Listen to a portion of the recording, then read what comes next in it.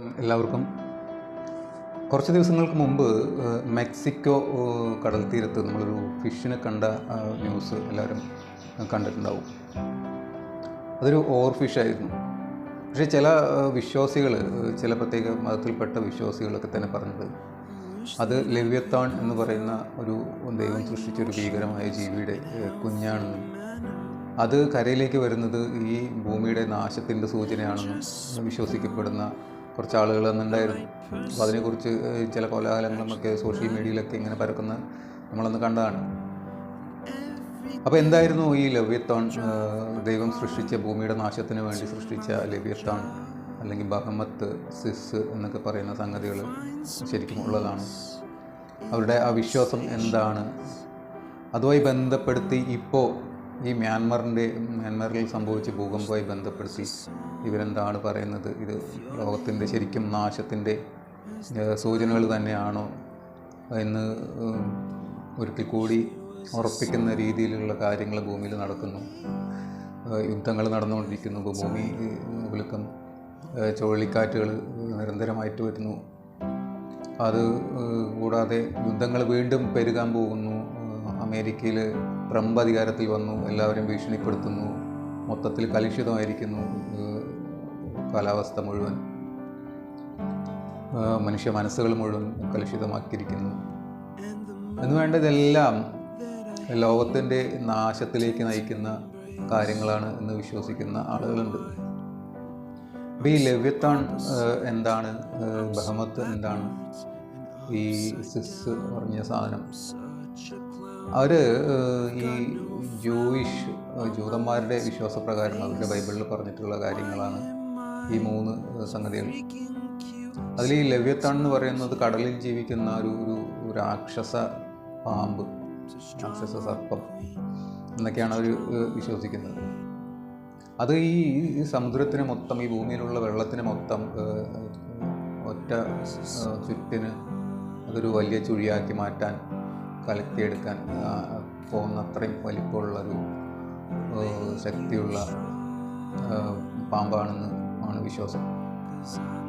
ബഹമത്ത് എന്ന് പറയുന്ന ഒരു സംഗതി, അത് മണ്ണിനടിയിൽ താമസിക്കുന്നത്, ഭൂമി മൊത്തം ഇളക്കി മറിക്കാൻ പ്രാപ്തിയുള്ള, അത്രയും വലിപ്പമുള്ള, അത്രയും ശക്തിയുള്ള ഒരു സംഗതിയാണ്. എപ്പോഴാണോ ഈ ഭൂമിയിൽ അരുതാത്ത കാര്യങ്ങൾ സംഭവിക്കുന്നത്, അല്ലെങ്കിൽ ദൈവത്തിന് ഇഷ്ടമല്ലാത്ത സംഗതികൾ സംഭവിക്കുന്നത്, അപ്പോഴൊക്കെ ഈ സാധനം, ഈ ബഹുമത്ത് പറയുന്ന സാധനം അതിൻ്റെ അഹങ്കാരം കുറയ്ക്കാൻ വേണ്ടിയിട്ട്, അല്ലെങ്കിൽ ഭൂമിയിൽ ആരാണോ ഈ നാശത്തിന് വഴിവെക്കുന്നത് അവരുടെ അഹങ്കാരം കുറയ്ക്കാൻ വേണ്ടിയിട്ട് അത് ഒന്ന് കുടഞ്ഞെണീക്കും, അല്ലെങ്കിൽ അതിന് വേണ്ട ഒരു കൊട്ട് കൊടുക്കും എന്ന് വിശ്വസിക്കുന്നു. മറ്റേത് സിസ് എന്ന് പറയുന്നത് ഒരു പക്ഷിയാണ്. ആ പക്ഷി ചിറക് വിരിച്ചു കഴിഞ്ഞാൽ ഭൂമിയിൽ പ്രകാശം തന്നെ ഇല്ലാതാവും. സൂര്യനെ മൊത്തം മറച്ചു പിടിച്ച് ഭൂമി മൊത്തം ഇരുട്ടാക്കുന്ന തരത്തിൽ, അത്രയും വലിപ്പത്തിലും ശക്തിയിലുള്ള ഒരു പക്ഷിയാണെന്ന് അവർ വിശ്വസിക്കപ്പെടുന്നു. അപ്പോൾ ഈ ലെവ്യത്താൻ എന്ന് പറയുന്ന ആ ഭീകര മത്സ്യത്തിൻ്റെ, കടലിനെ കടഞ്ഞെടുക്കാൻ പ്രാപ്തിയുള്ള അത്രയും വലിയ മത്സ്യത്തിൻ്റെ കുഞ്ഞാണിത് കരയിലേക്ക് വന്നിരിക്കുന്നത്. അത് ഈ കുഞ്ഞ് കരയിലേക്ക് വന്നെന്ന് മാത്രമല്ല, അതിനെ കടലിലേക്ക് തിരിച്ചു വിടുമ്പോൾ കണ്ടിട്ടുണ്ട് നമ്മൾ, ചിത്രങ്ങളും വീഡിയോസൊക്കെ കണ്ടാണ്. കരയിലേക്ക് വന്ന ആ സാധനത്തിന് കടലിലേക്ക് തിരിച്ചു വിടുമ്പോൾ അത് പോകുന്നില്ല, അത് വീണ്ടും കരയിലേക്കാണ് വരുന്നത്. അപ്പോൾ ഇത് കണ്ടപ്പോൾ മനുഷ്യന്മാർക്ക് വീണ്ടും പേടിയായി, ഈ വിശ്വാസികൾക്ക്. കാരണം ഇത് കടലിൽ ജീവിക്കേണ്ട ഒരു മത്സ്യം. നമ്മൾ സാധാരണ ഒരു മീനിനെ പിടിച്ച് കരയിലിട്ട് കഴിഞ്ഞാൽ പെടയും, അത് വെള്ളത്തിന് വേണ്ടി. വെള്ളത്തിലിട്ട് കഴിഞ്ഞാൽ അത് ഓടിപ്പൊക്കോളും, അല്ലേ, നീന്തിപ്പൊക്കോളും. പക്ഷേ ഈ സാധനം വീണ്ടും വീണ്ടും കരയിലേക്കാണ് വരുന്നത്. അപ്പോൾ എന്തുകൊണ്ടാണ് അങ്ങനെ വരുന്നത്? അത് തീർച്ചയായും അത് നാശത്തിൻ്റെ സൂചനയാണ് എന്ന് വിശ്വസിച്ച ആൾക്കാരുണ്ട്. അപ്പോൾ ഈ മ്യാൻമറിൽ സംഭവിച്ചത് ഈ ബഹമത്തിൻ്റെ പണിയാണ്. ആളുകൾ, മനുഷ്യന്മാരെല്ലാം തന്നെ അഹങ്കാരികളായിരിക്കുന്നു, പരസ്പരം വിശ്വാസമില്ലാതെ, സ്നേഹമില്ലാതെ സ്വാർത്ഥന്മാരായിരിക്കുന്നു, ഭൂമി മൊത്തം നശിപ്പിച്ചുകൊണ്ടിരിക്കുന്നു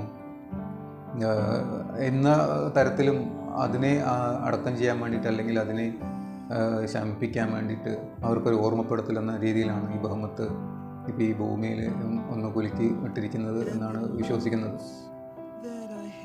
അപ്പോൾ അതുപോലെ തന്നെയാണ് ഈ ചുഴലിക്കാറ്റുകളും കാര്യങ്ങളൊക്കെ വരുന്ന ഈ പക്ഷിയുടെ പണിയാണ്. ജീസസ് എന്ന് പറയുന്ന ഭീകരമായിട്ടുള്ള പക്ഷി ചിറകടിക്കുമ്പോൾ വരുന്ന ചുഴലിക്കാറ്റാണ്. അതും ഈ ഭൂമിയുടെ നാശത്തിൻ്റെ സൂചനകളാണ്. നിരന്തരം ഇതൊക്കെ സംഭവിക്കുന്നു എന്നൊക്കെ പറഞ്ഞ് പേടിപ്പിക്കുന്ന കുറേ വിശ്വാസങ്ങൾ നമുക്ക് ചുറ്റും പരക്കുന്നുണ്ട്. അപ്പോൾ നമുക്കറിയാം മനുഷ്യൻ ദുഷിച്ചുകൊണ്ടിരിക്കുകയാണ്, ഈ പ്രകൃതി മുഴുവൻ ദുഷിപ്പിച്ചുകൊണ്ടിരിക്കുകയാണ് എന്നും പരസ്പര വിശ്വാസവും സ്നേഹവും ഒന്നും തന്നെ ഇല്ലാത്ത ഒരു കാലത്തിലൂടെയാണ് നമ്മൾ കടന്നുപോയിക്കൊണ്ടിരിക്കുന്നതെന്നും എല്ലാം നമുക്കറിയാം അല്ലേ. ഈ ഭൂമി നശിച്ചിരുന്നെങ്കിൽ, ഭൂമി മൊത്തമായിട്ടൊന്നും നശിച്ചു പോയിരുന്നെങ്കിൽ എന്ന് ആഗ്രഹിക്കുന്ന പലരെയും നമ്മൾ കണ്ടിട്ടുണ്ട്. ഇത് മൊത്തം ഇടിഞ്ഞ് പൊളിഞ്ഞ് കഴിഞ്ഞാൽ മതിയായിരുന്നു, അല്ലെങ്കിൽ തീർന്നു കിട്ടിയാൽ മതിയായിരുന്നു എന്നാഗ്രഹിക്കുന്ന മനുഷ്യന്മാരുടെ എണ്ണം ദിനം പ്രതി കൂടിക്കൊണ്ടുവരും. കാരണം അത്രയും കഷ്ടതകളാണ് മനുഷ്യൻ അനുഭവിച്ചുകൊണ്ടിരിക്കുന്നത് ഭൂമിയിൽ. ആ മനുഷ്യന്മാരുടെ എണ്ണം കൂടി വരികയും ചെയ്യുന്നു. ദ്രോഹിക്കുന്ന ആളുകളുടെയും എണ്ണം പെരുകി വരുന്നു. ദ്രോഹങ്ങളുടെ എണ്ണം കൂടി വരുന്നു. പരസ്പര വിശ്വാസമില്ല. നമ്മൾ കാണുന്നതാണ്, നമ്മുടെ ചുറ്റും തന്നെ കാണുന്നതാണ് അല്ലേ. നമുക്കതിലൊക്കെ വിഷമമുള്ള ആൾക്കാരും ദേഷ്യമുള്ള ആൾക്കാരും ഒക്കെ ഉണ്ട്. അപ്പോൾ ഈ ഇങ്ങനെയുള്ള കൂട്ടർ മുഴുവൻ ഇത് ആഗ്രഹിക്കുന്നുണ്ട് ഭൂമി. അപ്പോൾ ആ ആഗ്രഹം അതിൻ്റെ പീക്കിലെത്തുമ്പോൾ, നല്ല മനുഷ്യന്മാർ ആഗ്രഹിക്കുന്ന ആഗ്രഹം അതിൻ്റെ പീക്കിലെത്തുമ്പോൾ ഇതൊക്കെ സംഭവിക്കുമെന്നാണ് ഈ വിശ്വാസികൾ വിശ്വസിക്കുന്നത്. അപ്പോൾ അതിൻ്റെ സൂചനകളായിട്ടാണ് ഇവരിതെല്ലാം കാണുന്നത് എന്നാണ് സോഷ്യൽ മീഡിയയിലൂടെയൊക്കെ നടക്കുന്ന ചർച്ചകൾ പലരും ചെയ്യുന്നത്. അപ്പോൾ ഇതൊക്കെ വാസ്തവമാണോ, ഇതിലെന്തെങ്കിലും സത്യമുണ്ടോ, ഇതിനെ വിശ്വസിക്കുന്ന ആളുകളാണോ നിങ്ങൾ എന്ന് ഇതിൻ്റെ അടിയിൽ കമൻറ്റ് ചെയ്യുക.